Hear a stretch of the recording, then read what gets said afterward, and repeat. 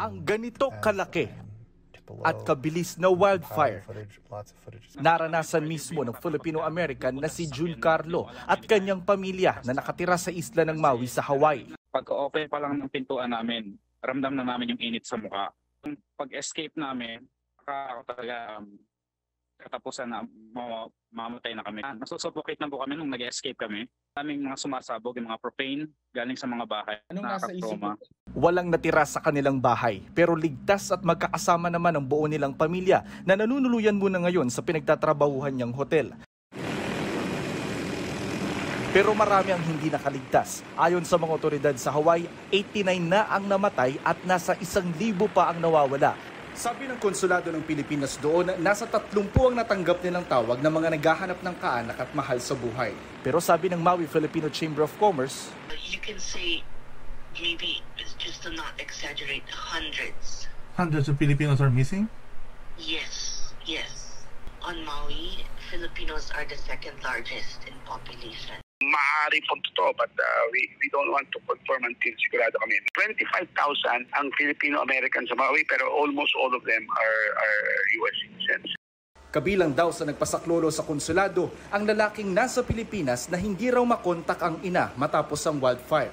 Thankfully, we were eventually able to contact yung mother who is accounted for and staying in one of the shelters. Meron rin mga bagong dating na mga teachers recruited in Hawaii. Mga 80 sila. Of that 80, 50 were assigned in the island of Maui.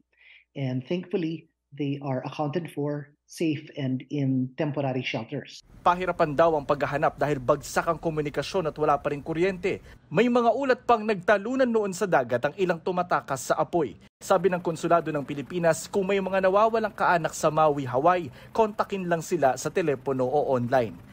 Sa ngayon, hindi pa rin tukoy ang eksaktong pinagmulan ng apoy. Pero ayon sa mga eksperto, posibleng nakaapekto sa mabilis na pagkalat ang topografiya ng Maui na may mataas na bulubundukin. Malakas din ang hangin mula sa dagat at maraming tuyong halaman at dahon dahil sa init. Para sa GMA Integrated News, Jonathan Andal, nakatutok, 24 oras. As I'm taking a look and surveying the fire, I'm actually not really in any of the wind.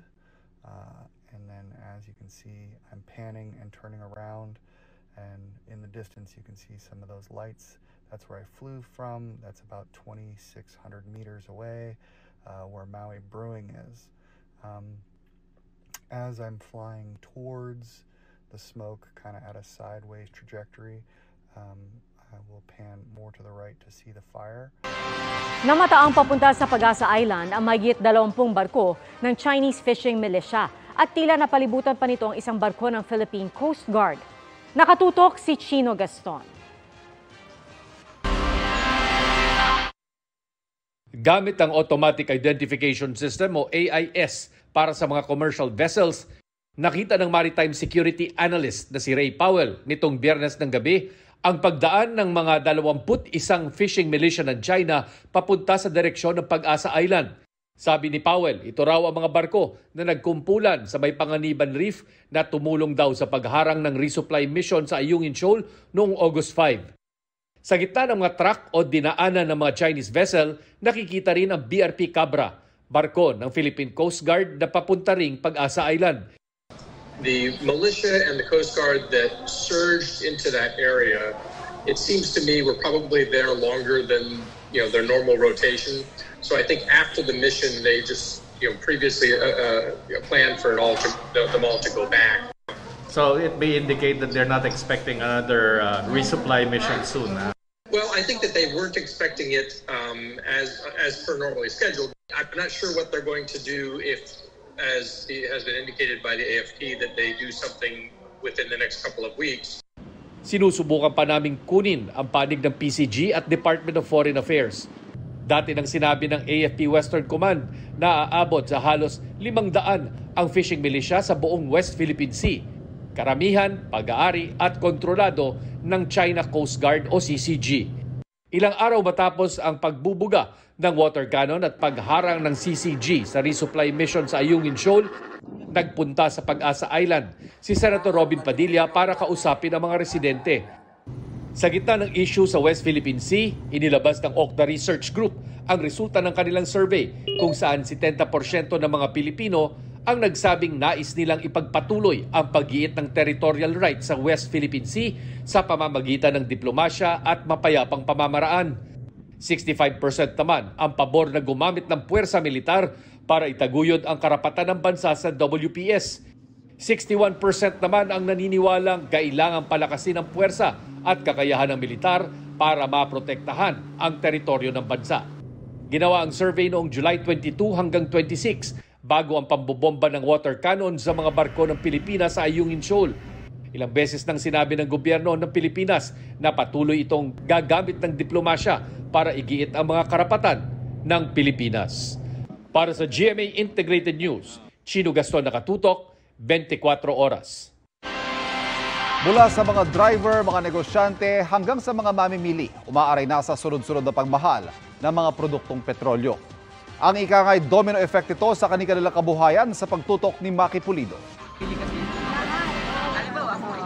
Galing pa ng Isabela ang mga saging ng saba na ito na ibinagsak kaninang umaga sa Commonwealth Market, Quezon City. Kung noong Hunyo raw 12,000 pesos ang balikang biyahe, hindi pa kasama ang toll at ibang gastos. Ngayon, 14,500 pesos na. Wala na silang tutubuin dyan dahil 4,500 lang ang kita. Babayaran pa ang driver, pahinante, toll at pangkain sa biyahe. Para lang mabawi ang gastos sa biyahe, ang dating 16 pesos kada kilo ng saba, ibabagsak nila ng 18 pesos. Baka ito na raw muna ang huling biyahe nila. Mahal po yung puunan. Ang mahal ng toll gate. Isa sa mga regular customer niya ang wholesaler ng saging na si Leo. Papatungan niya ang 18 pesos per kilo ng saba ng 2 pesos. Halos wala na rin daw siyang kikitain dyan. Kailangan lang mabayaran ng mga bantay sa tindahan at upa sa pwesto. Hindi nila raw kayang masyadong magtaas dahil mas tutumal ang bentahan. Kung hindi po kaya ng customer, ina-absorb na lang po namin. Imbis na kikitain pa namin, hindi na. Sa lagay na yan, hirap pa rin si Maribel na ang tanging pinagkakakitaan ay paglalako ng maruya at turon. Dahil ang domino effect ng pagtaas ng gasolina at diesel, ramdam sa halos lahat ng bilihin. Hindi lang presyo ng saging ang problema, kundi ang mahal na LPG, mantika, harina at asukal. Ang puhunan niyang 1,000 pesos, 1,500 na. Kahit nga ho, masakit na ho yung mga ugat ko, pinipilit ko to. Kasi hirap po talaga sa budget pang araw-araw. Sa kagipitan para makakain at makapag-aral pa ang mga anak, sa 5-6 na raw sila kumakapit. Kahit man may kinahihiya ko, nag-uulam kami ng toyo, mantika lang po, kaya po noodles. Minsan nga po nagsasawa na nga rin yung mga anak ko sa noodles kasi sa alat po. Hindi pa tapos ang oil price hike. Sa Martes, inaasahang tataas ng mahigit piso ang kada litro ng gasolina at diesel. Ikalimang sunod na linggo, higit 7 pesos per liter na itinaas sa presyo ng diesel, higit 12 pesos naman sa gasolina. Dati nang sinabi ng Oil Industry Management Bureau na epekto pa rin ito ng pagbabawas ng oil production ng Saudi Arabia. Para sa GMA Integrated News, Maki Pulido nakatutok, 24 oras. Tila nauka ang bahaging yan ng kalsada sa Calbayog City sa Samar. Resulta yan ng matinding pagulan sa lugar. Ayon sa mga residente, walang tigil ang buhos ng ulan na nagsimula bandang alas 3 ng madaling araw. Posibleng lumambot daw ang lupa sa ilalim ng kalsada na naging dahilan ng pagguho. 4 na barangay pa naman daw na ang kinokonekta ng nasirang kalsada. Kinordon muna ang lugar para iwas aksidente.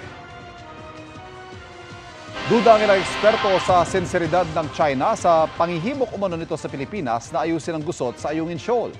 Ang 2 miyembro ng resupply mission ng Pilipinas galit sa ginawang pambobomba ng tubig ng China Coast Guard. Yan ang sanib puwersang tinutukan ni John Consulta at Chino Gaston.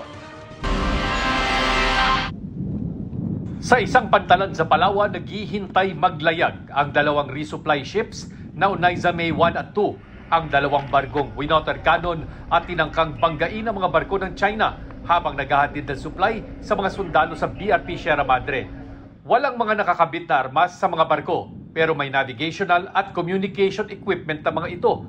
Kwento ng 2 miyembro ng resupply mission, pinupuntirya rin daw ng mga Chinese ang smokestack o tambucho ng 2 barko. So pag napasukan kasi ng tubig yan, sir, didiretso yan sa makina. Okay. Pag dumiretso yan sa makina, ibig sabihin wala na tayong propel.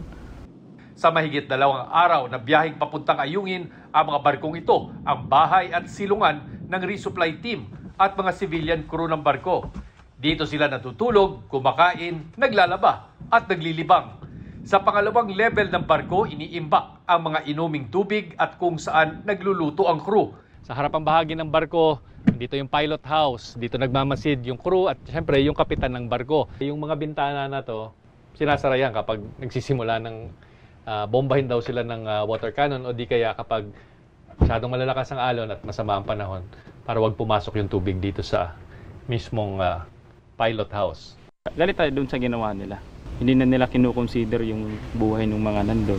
Ang mismong bintana ng pilot house o bridge, gawa nga sa plastic, pwedeng tamaan at pumasok ang tubig sa loob. Yung cargo hold o yung pinaglalagyan ng mga supply natin sa ilalim, pwede rin pasukin ng tubig kung kaya't nung huling misyon, nasira nga yung ilang supplies natin nung pumasok yung tubig. Sa ulat naman ng Chinese media, hinimok daw ni Chinese Foreign Minister Wang Yi ang Pilipinas na makipagtulungan sa kanila para daw pababain ang tensyon sa Ayungin Shoal. Sinabi pa raw ni Wang, ilang beses na nilang sinabi na handaan nila ang China na ayusin ang gusot sa pamamagitan ng bilateral talks at sumunod sa konsensus na napagkasundoan noon. Pero duda ang ilang eksperto sa sinseridad ng China. Lalo pat iginigit ng China na nangako ang Pilipinas na alisin ang BRP Sierra Madre sa Ayungin Shoal pero hindi nila ito tinupad. Maraming collective hallucination itong bansa na to. No? Walang any evidence na pinangako natin na aalisin natin yung BRP Sierra Madre. Wala. Yung ginagawa nga ng China, nag-iingat sila na hindi ito talaga magmukhang blockade, no? na full-blown blockade. Yun talaga yung style nila, ika nga, no? Para nga hindi masabi ng mundo na they are committing an act of aggression. Ayon sa Philippine Coast Guard, posible silang gumamit ng mas marami at mas malalaking barko para samahan ng AFP sa susunod na resupply mission. Mensahe ng AFP sa China Coast Guard, they should not resort to actions that are hostile, that are in violation of international law, that will endanger people's lives. Para sa GMA Integrated News, John Consulta. Shino Gaston, nakatutok, 24 oras.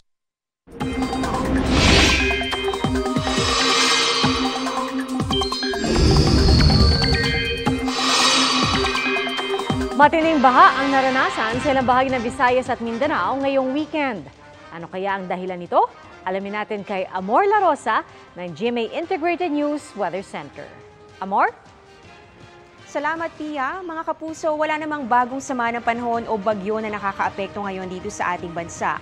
Ang mga pag-ulan na nagresulta sa mga pagbaha sa ilang lugar gaya sa Zamboanga City ay dulot po ng southwest monsoon o yung hanging habagat. Ito rin ang iiral bukas sa malaking bahagi po ng ating bansa kaya maging handa pa rin sa posibleng pag-ulan. Base nga sa datos ng Metro Weather, umaga pa lang bukas posibleng may mga pag-ulan na dito yan sa Mindoro Provinces, ganoon din sa Palawan at ilang bahagi ng Calabarzon. Magpapatuloy po yan sa hapon at uulanin na rin ang Bicol Region, ganoon din ang Central Luzon, Cordillera at ilang bahagi ng Cagayan Valley. Maulan din po sa halos buong Visayas at ganoon din sa bahagi ng Mindanao. May mga matitinding ulan lalong-lalo na dito sa bahagi ng Zamboanga Peninsula, Northern Mindanao, Caraga at maging dito sa Soc-Sargen kaya maging alerto pa rin sa posibleng pagbaha o pagguho ng lupa. Dito naman sa Metro Manila, base sa 3-day forecast ng Pag-asa, magpapatuloy po yung maalinsangang panahon. Nasa 33 degrees Celsius yung maximum temperature. Pero mga kapuso, hindi po ibig sabihin yan ay hindi na po uulan ha. Ayon nga sa Metro Weather, mataas ang tsansa ng ulan sa hapon o kaya naman ay sa gabi. At yan ang latest sa lagay ng panahon. Ako si Amor La Rosa. Ito ang GMA Integrated News Weather Center. Maasahan anuman ang panahon. Abangan ang pag-ulan ng malalaking tipak ng yelo sa Minnesota sa Amerika. At nanlalamong ulap. Kuya Kim, ano na? Tuloy-tuloy ang pagtutok